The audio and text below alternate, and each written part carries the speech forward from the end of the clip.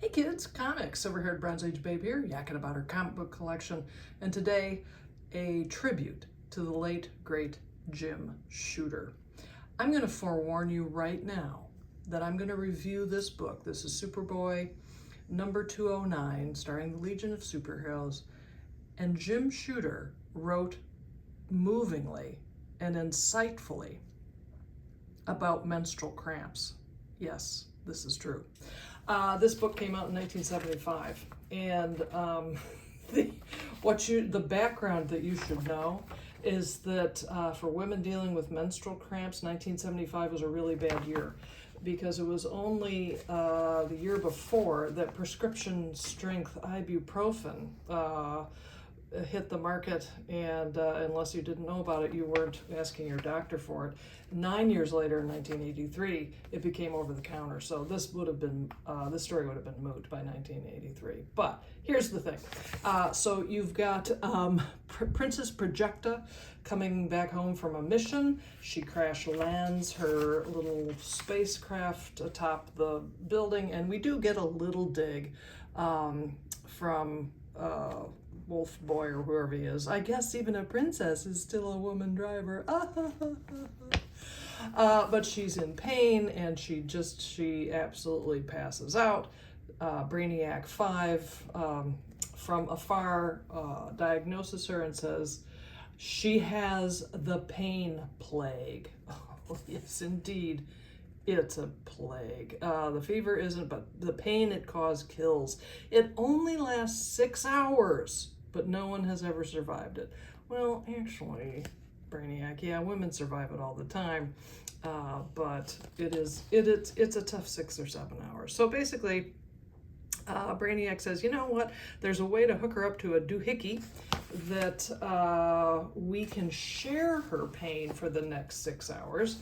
And that will get her through this. Now, what you need to see here is that the doohickey, in order to take the pain, to share the pain, you are to grab 2 ovaries. Yes, they grab ovaries. Well, the men grab the ovaries and immediately are pulsating and throbbing with pain that drives them completely mad, and they try and kill everyone in sight.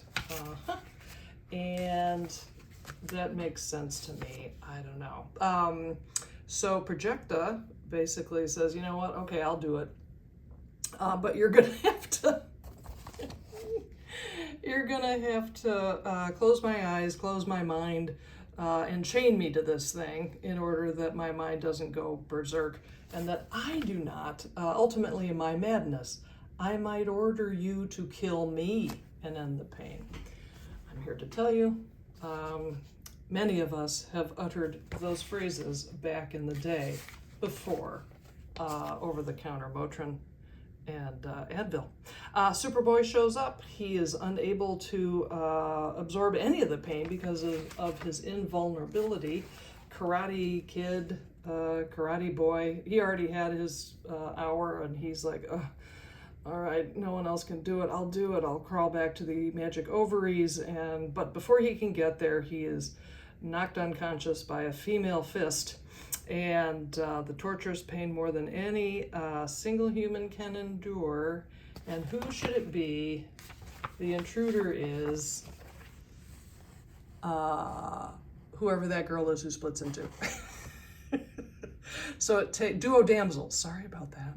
So it takes 2 women to grab the magic ovaries, stand there for an hour, and take the pain, but it works. And she wakes up. She's all better. Oh, darling, I feel so weak. What happened? You were ill, but thanks to the Legionnaires, you're okay. I'll explain it later after you get some rest. I think this is one of the most wonderfully feminist stories that ever could come out, and I again, tip of my hat to writer Jim Shooter for recognizing pain when he sees it and understands how tough it is to be a girl in 1975. Well, there you have it. Thanks so much for stopping by. I'll see you next time.